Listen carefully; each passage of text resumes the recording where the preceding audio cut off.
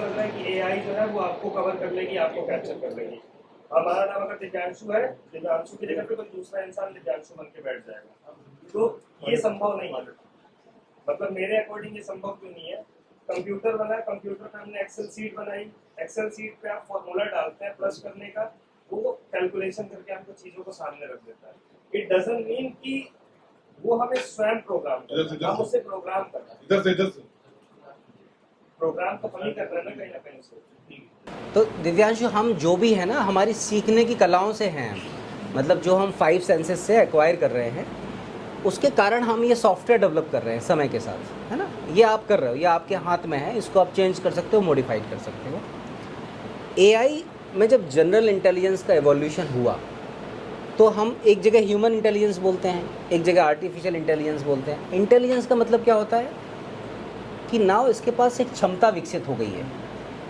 क्षमता क्या विकसित हो गई है कि किसी भी चीज़ को समझ सकती है और समझ के उस पर निर्णय भी ले सकती है। जो क्षमता पहले केवल ह्यूमंस के पास थी, आज वो क्षमता मशीनों के पास पहुंच गई है। आज जब आप कोडिंग करने की कोशिश करते हो, हम बोलते हैं ना कोडिंग करते हो, जैसे आप यूट्यूब पे स्क्रॉल करते हो, क्या कंटेंट आ रहा है, कैसा आ रहा है, आप जो देखते हो जरूरी नहीं वही कंटेंट आए, लेकिन सिमिलर कंटेंट आना शुरू हो जाता है और क्यूरेट करना शुरू कर देता है। कैसे कर रहा है ये? क्योंकि वो सीख रहा है, आपके पैटर्न्स को देख रहा है। अब ये तो हुआ कि हम कुछ कर रहे हैं तो वो सीख रहा है। अब हम कुछ भी नहीं कर रहे मशीन के साथ और मशीन तब भी सीखना शुरू कर दे पहले तो। अब उसकी सीखने की क्षमताएं, जैसे तुम्हारी तो केवल तुम्हारे पास 5 सेंसेस हैं, हालांकि उनका लिमिटेशन नहीं है कोई, लेकिन हमारे पास तो लिमिटेड एक्सपीरियंस है। एआई के पास दिव्यांशु जैसे करोड़ों अरबों लोग हैं, 800 करोड़ की आबादी पूरी दुनिया की, जिसमें से 60% लोग स्मार्टफोन का यूज़ करते हैं और कहीं ना कहीं टेक्नोलॉजी के संपर्क में हैं। वो सभी इस मशीन को कुछ ना कुछ सिखा रहे हैं, लगातार सिखा रहे हैं। पहले जो बदलाव होते थे, जब तुमने बात की ना कि जब हम जंगलों में रहते थे, आग जलाना सीखे, वो एवोल्यूशन का एक क्रम था, एवोल्यूशन का क्रम था, स्पीड थी। हमने ट्रांजिशन होते हुए देखा। आज पिछले 1000 साल के डेवलपमेंट जितने नहीं हुए होंगे, वो पिछले 10 सालों में हमें एक्सपीरियंस करने को मिले हैं डेवलपमेंट। और ये डेवलपमेंट केवल समझ के लिए नहीं है, डेवलपमेंट टेक्नोलॉजी में ट्रांसफ़र हो गए। आज दिव्यांशु को कोई काम करना हो, दिव्यांशु को वहाँ फिजिकली रहने की ज़रूरत ही नहीं है। तुम्हारी वॉइस का एक सैंपल, तुम्हारे फेस का एक फ़ोटो, सब कुछ काम कर देगा जो दिव्यांशु कर सकते थे, किसी भी जगह कर सकता है। आज हमारी जो भी आइडेंटिटी है, हमें लगता था कि हम फिजिकल बॉडी के साथ ही आइडेंटिफाइड होंगे, लेकिन आज आपको दुनिया रिकॉग्नाइज करती है कुछ चुनिंदा लिंक्स के माध्यम से। हम सब लिंक्स बचे हैं और कुछ नहीं बचे। आज अगर दिव्यांशु के बारे में मुझे कुछ समझना है तो I have to search on a platform, किसी भी प्लेटफॉर्म पे, वहाँ पे दिव्यांशु के बारे में रिजल्ट आते हैं कि ही इज़ ए रेपिस्ट। तो फिर वो रेपिस्ट है, वो फिजिकल नेचर में कैसा भी हो। तो आपकी आइडेंटिटी यहाँ पे नहीं है, वहाँ पे क्रिएट हो रही है। दूसरा, जो दिव्यांशु अपनी पूरी क्षमताओं के साथ, स्किल के साथ आज करने में सक्षम है, वो मशीन आज कर सकती है कुछ भी। आप कॉन्ट्रैक्टर हो, पुल मशीन बना सकती है। 3D प्रिंटिंग इज़ देयर ना, है ना। आज आपके पास नहीं है मशीन, है, कल आ जाएंगी। आज छोटी छोटी मशीनें तो आ गई ना, जो बॉटल की पैकेजिंग कर देती हैं, कैपिंग कर देती हैं, सब कुछ कर देती हैं। आपको कुछ भी डिज़ाइन करना, 3D प्रिंट कर देती हैं, आपको केवल मटेरियल सप्लाई करना होता है। तो इसका मतलब है ये जो समझ है, इसके पास ऑटो प्रोग्राम करने की क्षमता डेवलप हो गई है। आपके पास हमेशा वो चीज़ एक्सेस में आती है जो बहुत प्राइमरी वर्जन होता है उस चीज़ का। हो सकता है एडवांस वर्जन और चल रहा हो। आज आपके पास रॉकेट भेजने की क्षमता थी, लेकिन रॉकेट बुलाने की क्षमता भी आपके पास क्रिएट हो रही है। ये जो आर्टिफिशियल इंटेलिजेंस का एवोल्यूशन है, it is far more dangerous. ये शब्द इलॉन मस्क के हैं, and he is the only person जिसने एआई के बारे में सही स्टेटमेंट दिया है। बाकी सब लोग आपको घुमा के देते हैं। क्या स्टेटमेंट एनवीडिया के सीईओ ने अभी अक्षय कुमार को क्या स्टेटमेंट दिया, वो स्टेटमेंट बहुत डिसअपॉइंटिंग था। उसने क्या बोला कि एआई से जॉब नहीं जाएंगी, लेकिन उन लोगों से जॉब जाएंगी जो एआई का यूज़ करना जानते हैं। अब आप में से कितने लोग यहाँ बैठे हैं जो एआई का यूज़ करना जानते हैं? कितने लोग ऑटोमेट कर लेते हैं अपनी प्रोसेस एआई से? कोई नहीं करता है, कोई नहीं करता है, और आप कर भी नहीं पाएंगे। क्यों नहीं कर पाएंगे? क्योंकि आपका लर्निंग पैटर्न इस तरीके का है।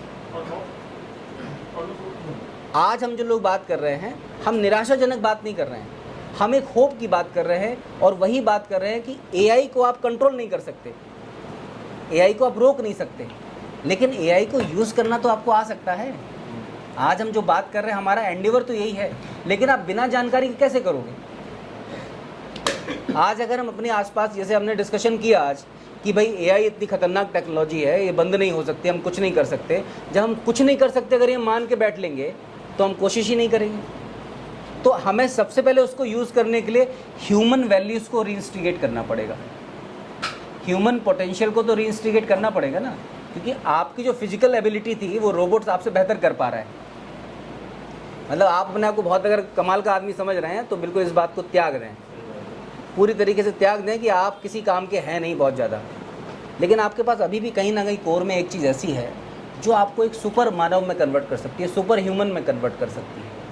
सुपर ह्यूमन का मतलब है जिसको सब दिखता है क्लैरिटी के साथ। सुपर ह्यूमन का मतलब है जो परिस्थिति को पहले से एज्यूम कर लेता है। सुपर ह्यूमन का मतलब है जिसकी क्रिएटिव इंटेलिजेंस पहले से हो रहे एक्शन को परसीव कर लेती है, उसके हिसाब से उसका एक्शन डिफाइन हो जाता है। तो अगर हम कहीं भी थोड़े से भी अवेयर हैं, अलर्ट हैं, तो जो बदलाव हो रहे हैं उसके बारे में अलर्ट नहीं रहना चाहिए। क्या हम सच में फेक कॉन्फिडेंस पे आज खड़े रह सकते हैं कि एआई ह्यूमन को कभी रिप्लेस ही नहीं कर सकती, क्योंकि ह्यूमन को तो भगवान ने बनाया है। एआई भी इवोल्यूशन का प्रोडक्ट है। AI is going to replace you. अगर आपने मैट्रिक्स देखी हो तो मशीनें बाद में आपको उसी पाइप में डालेंगी और वो पाइप आपको केवल एनर्जी पॉइंट सेंटर के लिए इस्तेमाल करेगा। आपने अगर कल की मूवी देखी हो तो कल की मूवी में वही लोग जो एआई के सहयोगी हैं वो उसमें चले जाएंगे, बाकी लोग बाहर रहेंगे।